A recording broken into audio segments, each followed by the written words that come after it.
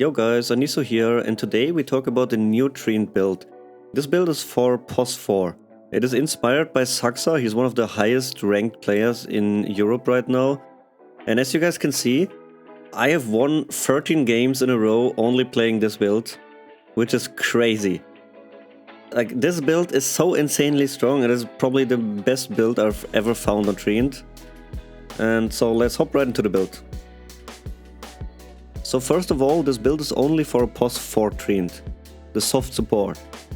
As a POS 4, our job is to make the game as hard as possible for the enemy carry. We want to constantly run at him, we want to make him get less farm, we want to kill him and his support, and that's how we choose the skill build.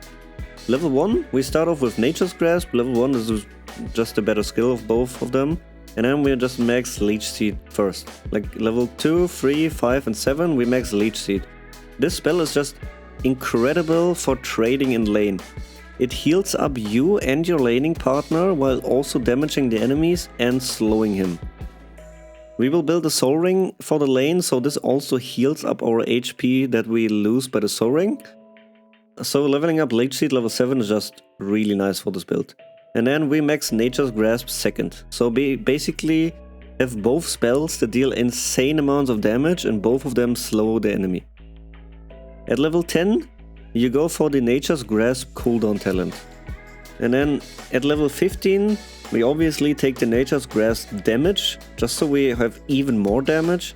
For the level 20 talent, you usually want to go for the Leech Seed damage and heal.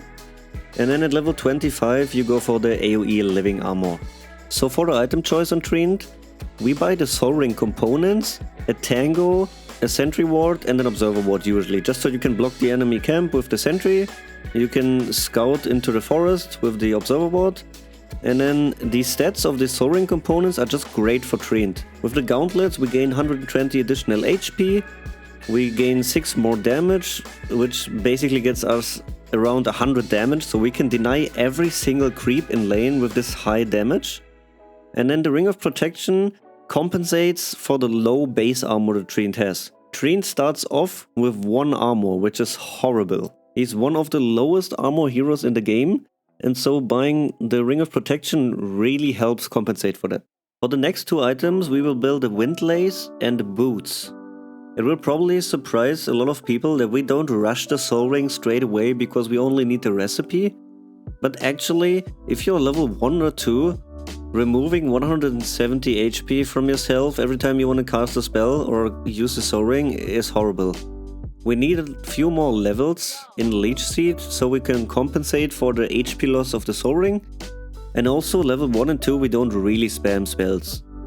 Also, Treant has really low base movement speed, so getting items such as Windlace and Boots really helps staying on top of the enemies. And afterwards we buy a Soul Ring. Once we finish the Soul Ring, we will rush Phase Boots. Yes, you heard correctly, we will build Phase Boots on Treant. Treant still has the problem of having low armor, especially if we don't level up Living Armor. So getting armor from the Phase Boots is really great. Also, the additional movement speed just helps a ton.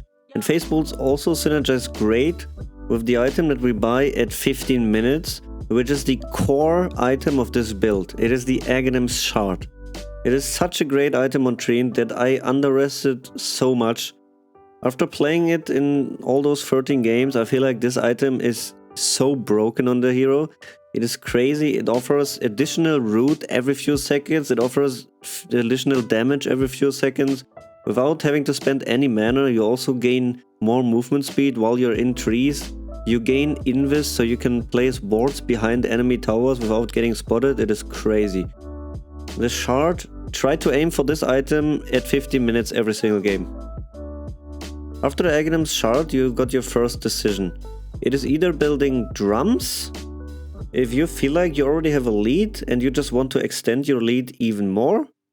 You could also build Vlads, if you just have heroes that benefit from lifesteal a lot. Or you build a dagger if you feel like you need to catch a lot of people with your ultimate. If you have hard time reaching like a sniper, for example, that is always in the backline, or like a tinker. In those games you want to build a dagger. After you've either built dagger, vlads or drums, this is usually when the enemies start to get a lot of BKBs or manters to the spell you ultimate, so that's when you want to build Refresher Orb.